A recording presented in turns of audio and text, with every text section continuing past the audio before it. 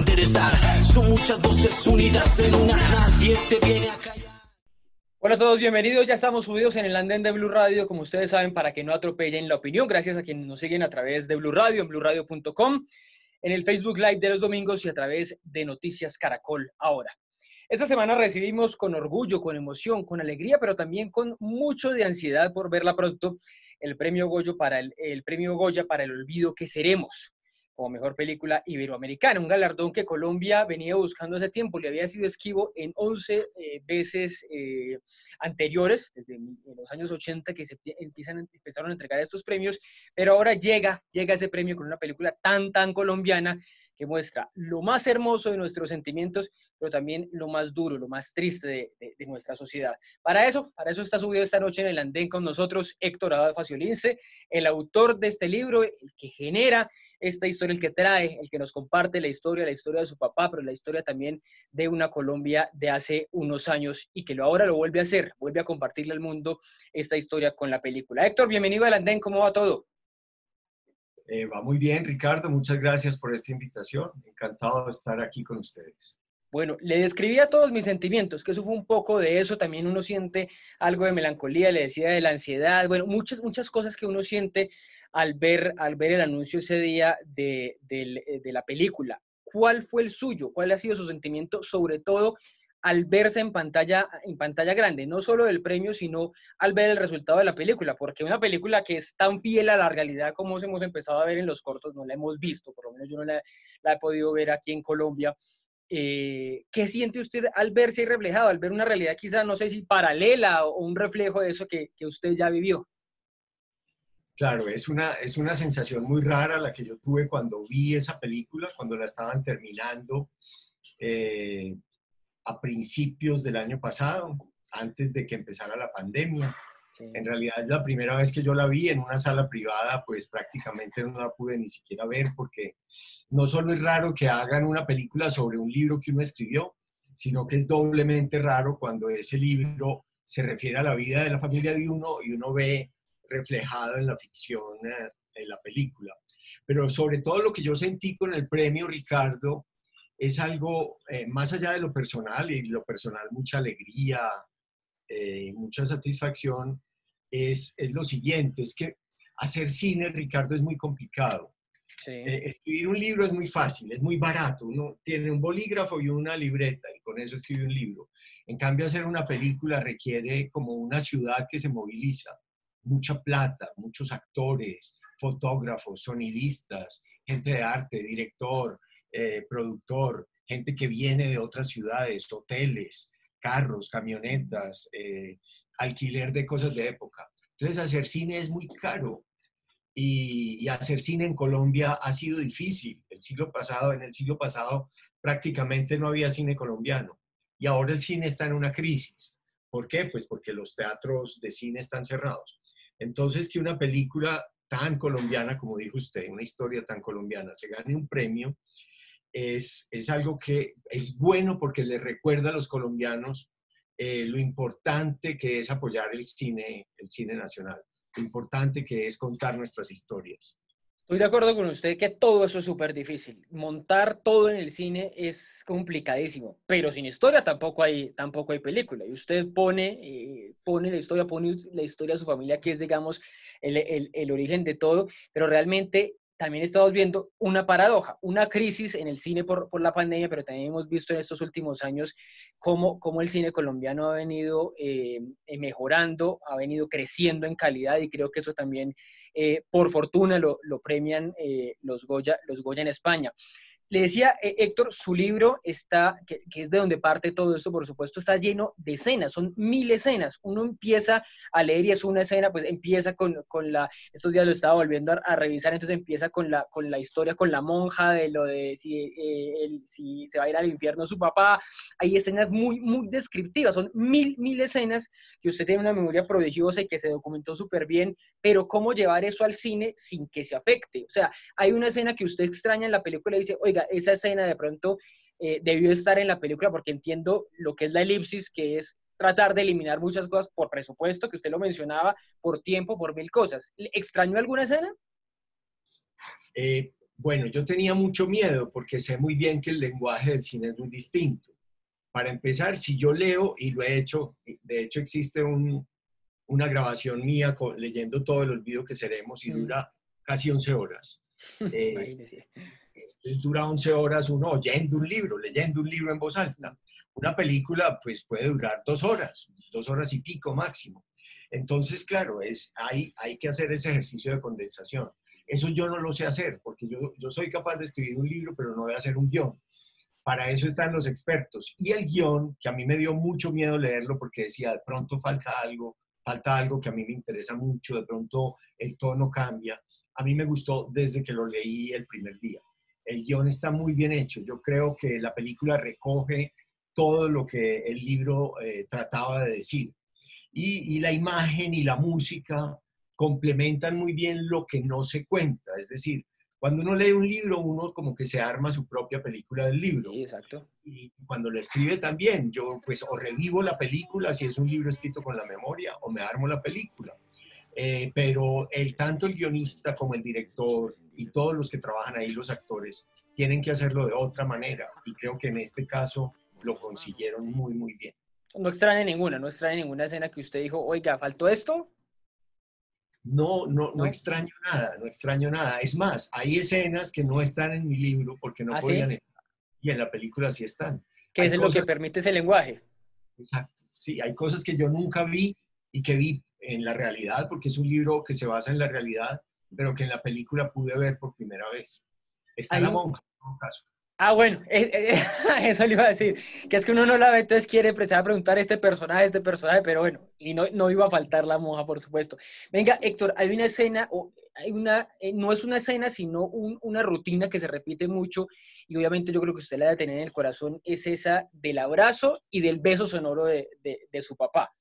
Eso que digamos, en el póster o en algunas de las imágenes que hemos abrazado al actor pequeño con Javier Cámara, pues se ve como esa relación tan entrañable. Puede ser su escena favorita, su rutina favorita, ese saludo tan entrañable con su papá, o hay algo de la película que le marca especialmente. Es un buen ejemplo para que usted compare la escena del beso y el abrazo. Sí. En la escritura se dice, él abrazaba duro, hablaba duro y daba un beso muy duro cerca de la oreja que te dejaba aturdido. Sí, señor. Digamos que un lector se tiene que imaginar que el beso lo aturde. En la película ellos podrían poner un sonido durísimo que aturdiera a todos los espectadores. Eso no pasa. Digamos que, porque sería muy molesto pues que a uno le pusieran un beso tal como suena en la oreja, bien, bien duro. Sí. Entonces hay como varios niveles. Un nivel de que en las palabras usted lo lleva a imaginarse cuando a uno lo aturden con un beso. Y en la película está hecho de otra manera. Pero digamos que a mí algo que me impresiona mucho y que puede que algunos espectadores piensen que sea trampa, es que yo cuento en el libro que salió en el 2006, que mi papá nos sometía a unas lavadas de manos como si fuera antes de una operación un médico. Y entonces en la película está esa lavada de manos larga, tal como mi papá nos obligaba a lavarnos las manos. Y hoy en día, y acuérdense que la película se hizo en el 2019, cuando no teníamos pandemia de que iba a haber una pandemia. Hoy en día pues a todos nos dicen que tenemos que lavarnos las manos largo, tal como mi papá me enseñó y tal como está en la película. Oye, le iba a preguntar justamente eso de la pandemia, Héctor. Su papá, si no estoy mal, su papá es de 1921, ¿cierto? Nació en 1921. Este año cumple un centenario. Cumpliría, como mi abuelo también era de 1921, entonces este año sería como el centenario exactamente de su natalicio. Pensando en que hace 100 años nació y imaginándoselo ahora, ¿cómo cree que habría vivido, llevado esta pandemia que le dio mucho la razón en muchas cosas? Usted pone un ejemplo básico, el del lavado de manos, pero hay mil razones, la importancia de la salud, los planes de vacunación, todas esas cosas, ¿cómo las estaría viendo y viviendo él hoy? Pues él decía que él había nacido en un pueblo por allá en las montañas tan apartado, que él sentía que tenía como 200 o 300 años, porque había nacido en un pueblo casi que medieval de las montañas de Antioquia, en Jericó, donde no había ni un carro, ni una máquina, y energía eléctrica muy limitada. Y él pasó entonces a vivir en el siglo XX y en el final de un siglo XX hipertecnológico, hipermedicalizado. Yo creo que él estaría viviendo esta pandemia pues en primera línea. Yo creo que en este momento él sería de los médicos que están luchando por vacunar la mayor gente posible en el menor tiempo posible para alcanzar la inmunidad de rebaño, estudiando sobre prevención y estudiando sobre tratamientos y estaría haciendo pues lo que hace una hija de él, una hermana mía que también es epidemióloga y que trabaja luchando contra la muerte. Es muy bonito lo que hacen los médicos. Esa lucha, exactamente, es una lucha realmente contra la muerte. Héctor, ¿alguna idea de cuándo veremos la película o todavía no sabe? Es que me decía a mí Gonzalo Córdoba, el productor y el que impulsó esta idea, y yo creo que tiene razón, que sacar una película a salas con la posibilidad de que la gente se contagie ahí y se enferme, una película que es sobre la higiene, una película que es sobre la salud pública, sería un contrasentido. Sí, exactamente. Creo que tenemos que esperar a poder ir tranquilos a cine, a poder ir sin miedo al que respira detrás o al que respira al lado o adelante. Cuando ya una buena porción de la población esté vacunada y podamos sumergirnos en la oscuridad de una sala que nos hace soñar, que nos da el color bien, el sonido bien, las imágenes bien hechas. Porque sí, ahora nos hemos acostumbrado a verlo todo en el teléfono o en estas pantallas o en Netflix o en no sé dónde o en Caracol o donde sea. Pero ver una película que fue hecha con mucha generosidad de recursos técnicos, con buena fotografía, buen color, con excelente sonido, es muy distinto. Hay que verla en las salas y hay que verla tranquilos en las salas, no pensando que nos estamos enfermando. Eso decía Fernando Trueba, el director, que él no se imagina viéndola en una plataforma ni nada de eso, y que si es el caso, él lo que hace es proyectar en su casa como si fuera una sala de cine, pero pues obviamente ese no es el objetivo. Héctor, más allá de la película que veremos en Colombia, ojalá muy pronto, quisiera hacer un ejercicio con usted de unas cuantas preguntas sobre el libro, obviamente la película, pero también sobre nuestro presente. Esa sociedad del olvido que seremos es muy parecida a la colombiana actual por muchas circunstancias, o usted cree que nos hemos apartado mucho de esa sociedad, sobre todo de la de los 80s? Bueno, yo creo que tenemos defectos, taras y problemas muy distintos. La sociedad, digamos, el libro termina en el año 87, después de la muerte de mi papá. Después vinieron años todavía peores. Los primeros años 90 fueron los peores años de la violencia política, mafiosa, paramilitar, de toda índole en Colombia. Y bueno, los que ya tenemos canas sabemos que venimos de una situación muy jodida. Los muchachos que hoy tienen 20 años, que nacieron con este siglo, piensan que no puede haber nada peor a lo que estamos viviendo. El asesinato de líderes sociales, bueno, los problemas de pobreza que hay, la gente que está fregada con esta pandemia.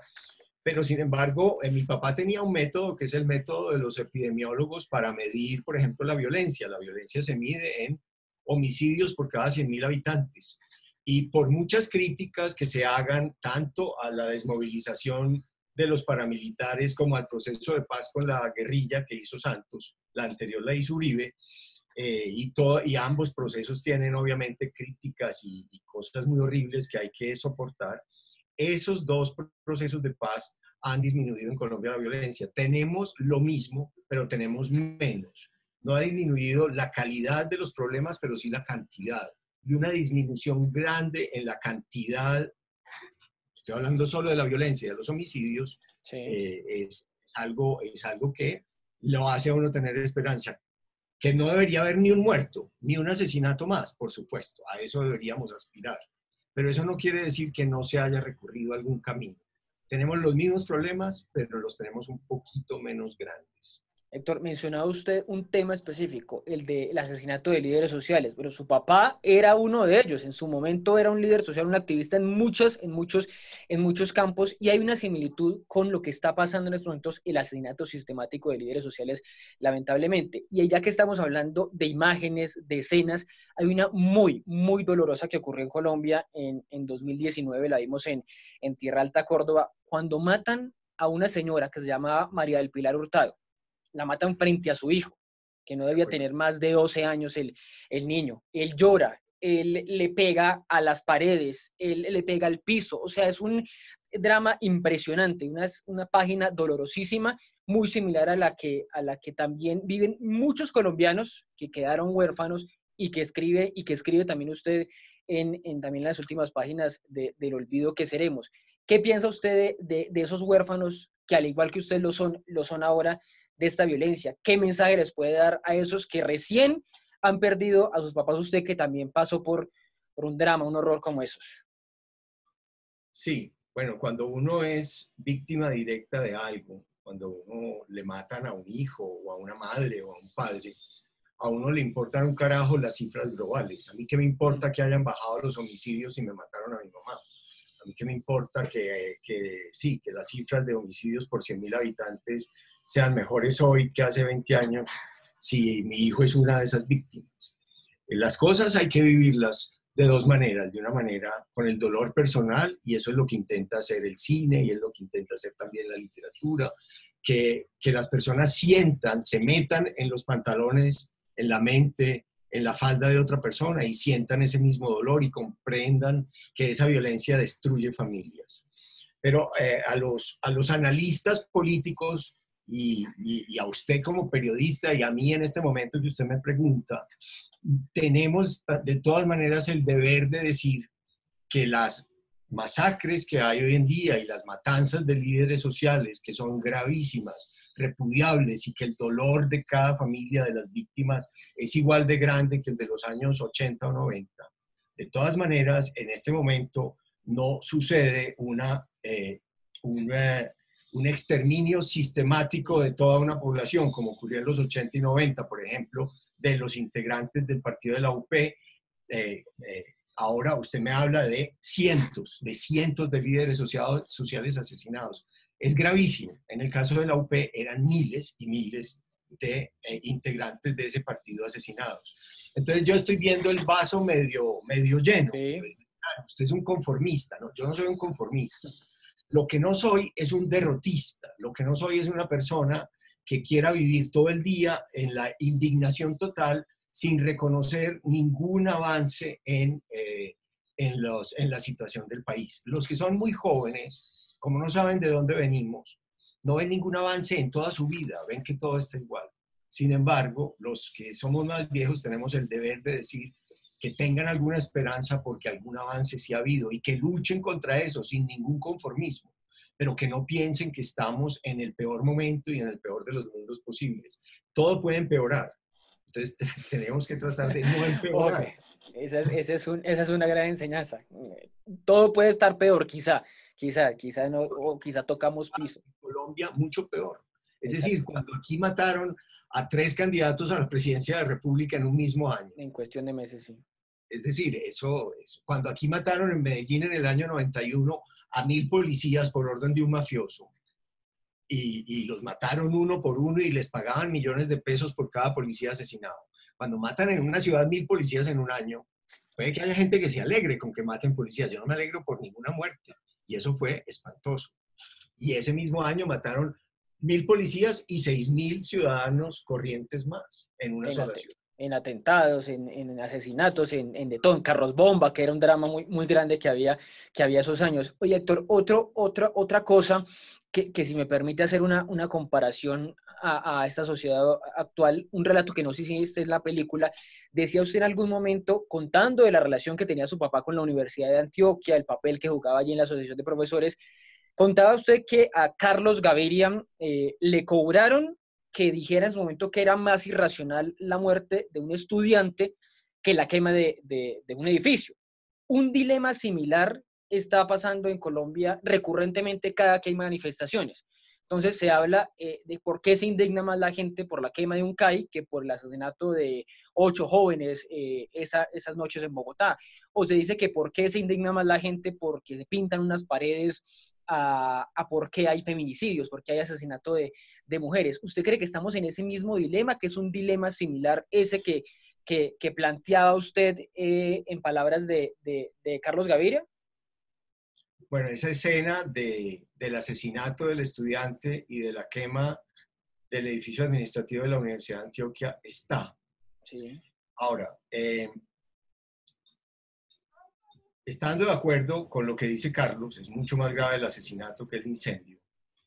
Yo sí me preguntaría de qué sirve adicionalmente la quema del edificio o de una iglesia.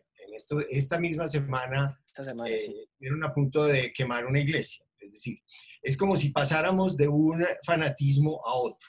Yo he sido un luchador, por ejemplo, para venir a este caso, a favor del derecho a abortar de las mujeres, el derecho libre a abortar, en contra de la posición fanática que tenían los jerarcas de la iglesia al decir que el aborto era siempre y en todo lugar un asesinato, en contra de esa posición fanática.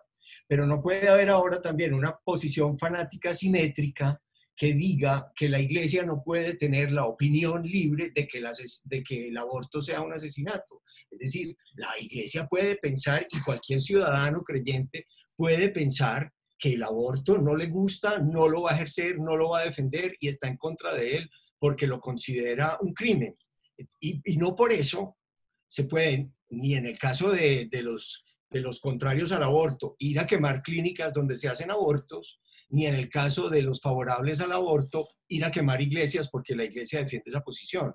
La posición liberal, que es la que yo defiendo, es una posición donde cada cual puede sostener su opinión libremente, tanto el que está en contra del aborto como el que está a favor, y ninguno tiene derecho ni a quemar clínicas de aborto ni a quemar iglesias. De acuerdo, que es una posición, digamos, que muchos dicen, no, es que porque miren... Pero no es bueno, tibia. tibia, Unos sí. derechos fundamentales. Si uno ve los derechos de los enemigos ideológicos de uno y los respeta y los hace respetar, puede defender los propios derechos con más fuerza.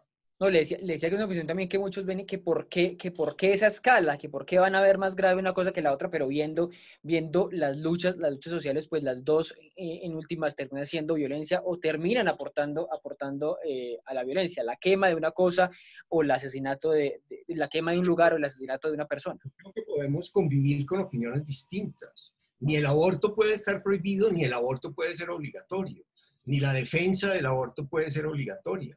No tenemos que pensar todos igual.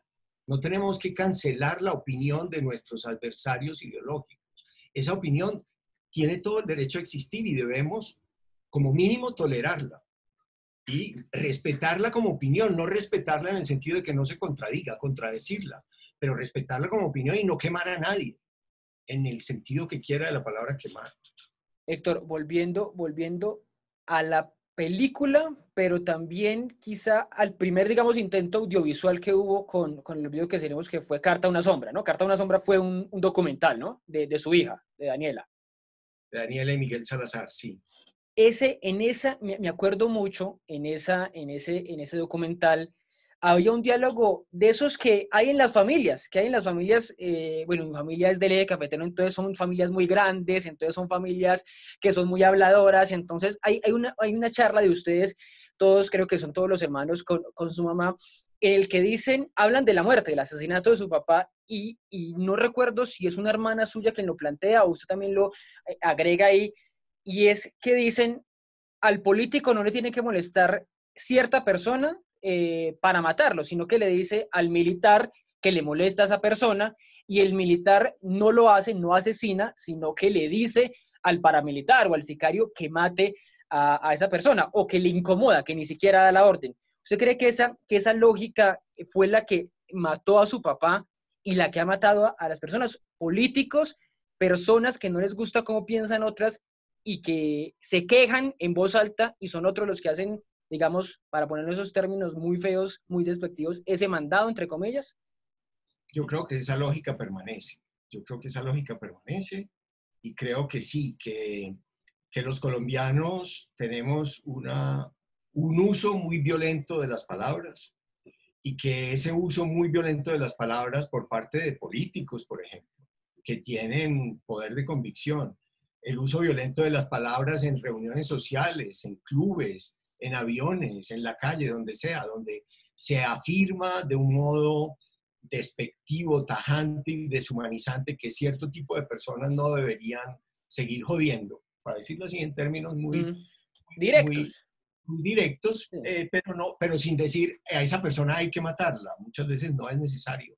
Basta decir esta persona tiene tales características, me molesta por esto que piensa, para que un brazo más ejecutivo y armado pase a ejecutar las sentencias. Y eso ha ocurrido en la extrema derecha con muchísima frecuencia y también en la extrema izquierda.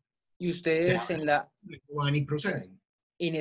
Ustedes en esas conversaciones familiares llegaron a algún consenso, algún nombre, es este, es fulano, es sutano, o nunca llegaron a esa conclusión, o nunca volvieron a hablar de eso, de quién era el responsable digamos, desde arriba, no hablo del que ejecuta desde arriba de haber matado a Héctor Abad Gómez.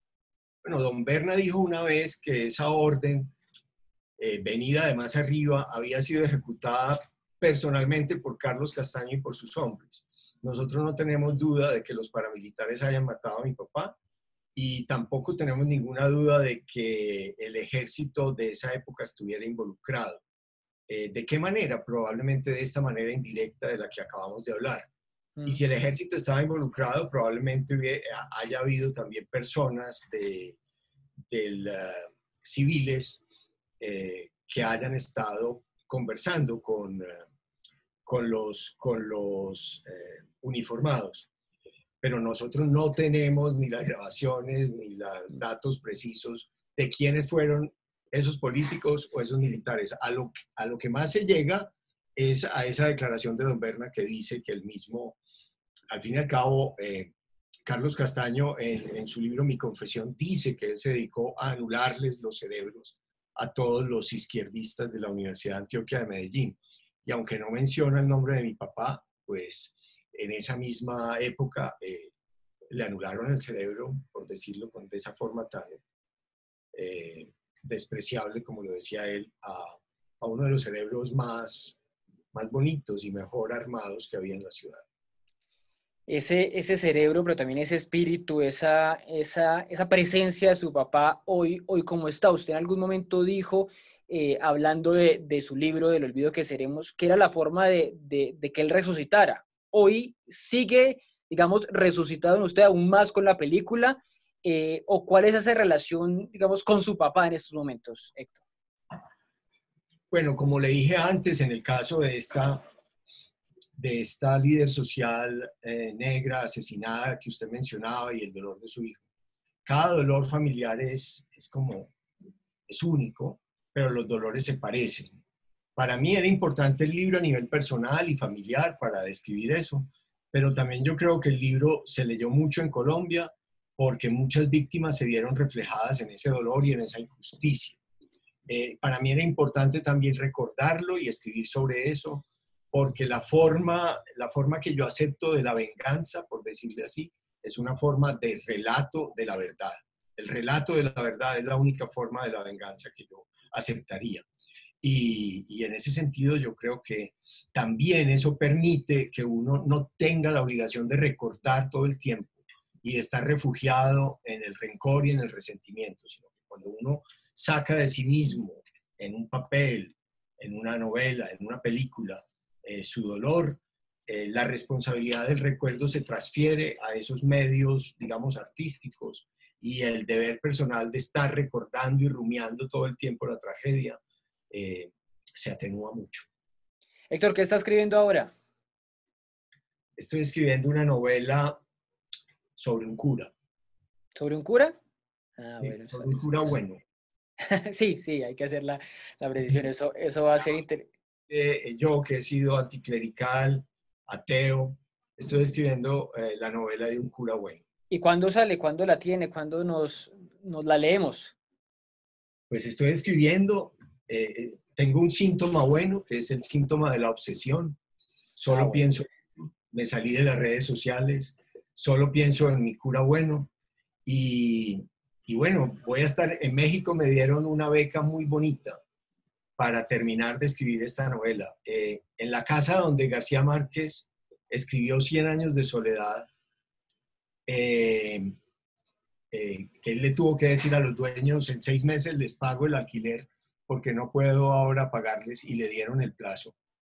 Esa casa, los dueños se murieron y se la dejaron de herencia a la Ciudad de México y abrieron ahí una casa y una institución nueva, Casa Estudio Gabriel García Márquez, y me invitaron a ir a escribir, a terminar allá de escribir esta novela con el fantasma de García Márquez por ahí rondando.